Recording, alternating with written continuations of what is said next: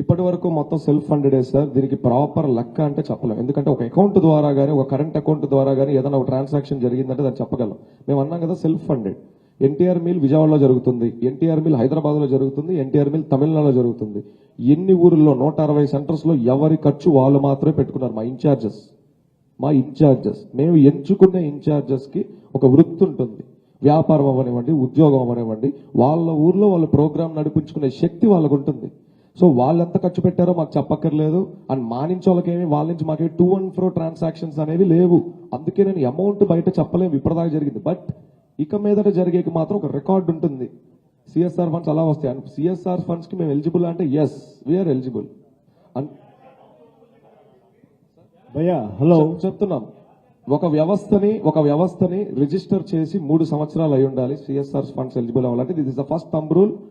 ఇంకొక 2 రోజుల్లో మేము 3 సంవత్సరాలకి ఎలిజిబిలిటీ ఫస్ట్ క్రైటీరియా వచ్చేస్తుంది. అంటే రాకుండానే ఎలిజిబిలిటీ రాకుండానే మీడియా సమావేశం ఏర్పాటు చేశారా సార్? ఎలిజిబిలిటీ వచ్చాక ప్రోగ్రామ్ స్టార్ట్ చేస్తున్నాగా. ఎలిజిబిలిటీ రాగానే ఊరువాడ స్టార్ట్ అయిందని చెప్పలేదండి. సిఎస్ఆర్ ఫండ్స్ అనేది గవర్నమెంట్ కన్సైకిల్లో ఉంటుంది. అంటే ఆ నియోజకవర్గ ఎమ్మెల్యే అడిగితేనే ఆ సిఎస్ఆర్ ఫండ్స్ కూడా రిలీజ్ చేస్తారు కొన్ని కార్యక్రమాలకి. అవన్నీ లేకుండా, అవన్నీ తెలియకుండా ఇప్పుడు సిఎస్ఆర్ ఫండ్స్ ద్వారా సేవా కార్యక్రమం అంటారు. అయితే పోస్టర్ లాంచింగ్ లో మాత్రం 100 కోట్ల రూపాయలతో ప్రజాసేవ అని కార్యక్రమం అని చెప్పారు.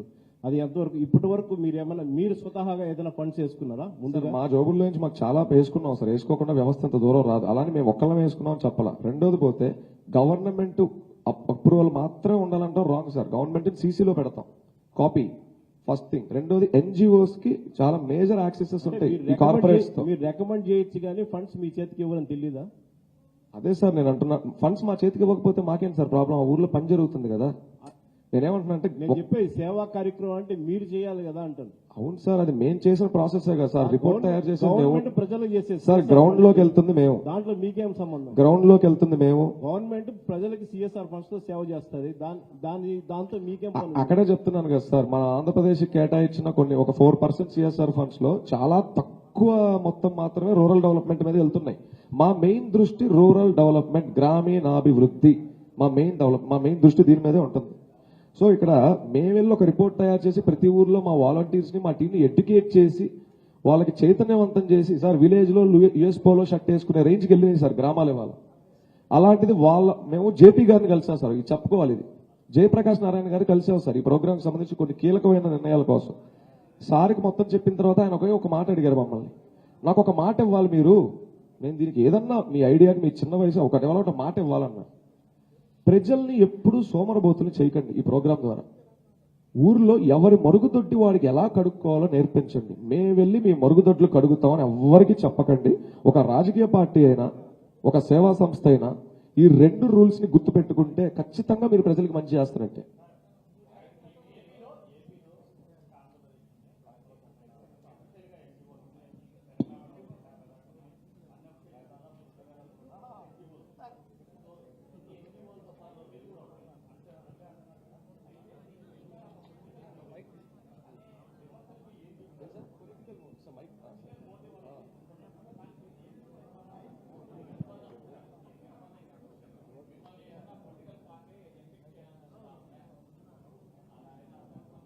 ఫస్ట్ ఆఫ్ ఆల్ మీ వెనక ఎవరో ఉన్నారని ఒక 5 రోజుల నుంచి ఒకటే రాసేస్తున్నారు.